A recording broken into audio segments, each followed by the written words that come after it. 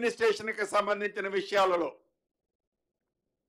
గతంలో రాష్ట్ర వ్యాప్తంగా 10,954 రెవెన్యూ గ్రామాలున్నాయి. ఈ రెవెన్యూ గ్రామాలకి మన చిన్నతనం నుంచి చూసుకుంటూ వస్తున్నాం. తప్పకుండా ఒక రెవెన్యూ వ్యక్తి ఒక్కళ్ళో ఇద్దరో ఆ గ్రామ రెవెన్యూ సైజును బట్టి ఉండేవాళ్ళు. ఏదైతే ఈ వ్యవస్థని డిమాలిష్ చేసే ముందు ఈ రెవెన్యూ వ్యవస్థ గ్రామీణ ప్రాంతంలో ఉండే రెవెన్యూ వ్యవస్థని రద్దు చేసే ముందు అప్పుడు విఆర్ఏ విఆర్ఓలకు సంబంధించిన వారు సుమారు ఒక 25,000 మంది ఎంప్లాయీస్ ఉండేవారు.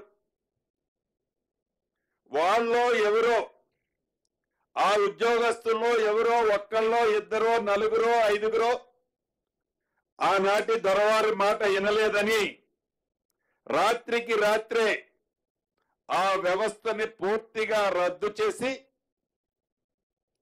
ఆ వ్యవస్థలో రీప్లేస్మెంట్ కూడా ఏమీ చేయలే. వీళ్ళని ఏదో ఒక డిపార్ట్మెంట్ కి నెట్టేయండి పుష్ చేసి రెవెన్యూ డిపార్ట్మెంట్ ని ఖాళీ చేసి నేనేం చేసినా అడిగేవాడు ఉండడు, నేనేం చేసినా ఎవరికి తెలియకుండా ఉండాలి అని టోటల్ గా ఆ వ్యవస్థనే రద్దు చేశారు. ఇందాక చెప్పినట్టు గౌరవ ఆనాటి పిసిసి అధ్యక్షుల వారు గాని ఇప్పుడున్న డిప్యూటీ సీఎం గారు గాని మేమందరం ప్రజల్లోకి వెళ్ళినప్పుడు ఈ వ్యవస్థ మీద అనేక మంది ఉద్యోగస్తులు ఆ విఆర్ఏ విఆర్ఓలు అడగటం కాదు, ప్రజలు మా రెవెన్యూ గ్రామాలకి ఎవరో ఒకరు ఉండాలని కోరుకోవటం జరిగింది. ఇప్పుడు ఈ ప్రభుత్వం ఇందిరమ్మ రాజ్యంలో ఈ సంక్రాంతి లోపే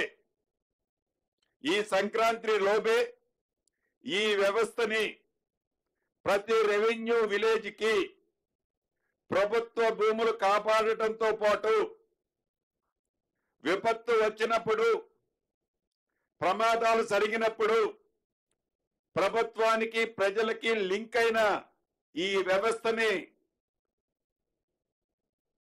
పునర్నిర్మించాలని రీఅపాయింట్ అంటే వీళ్ళలో ఈ డిమాల్స్ చేసి వీళ్ళని ఈ రెవెన్యూ నుంచి బయటికి పంపించిన వాళ్ళలోనే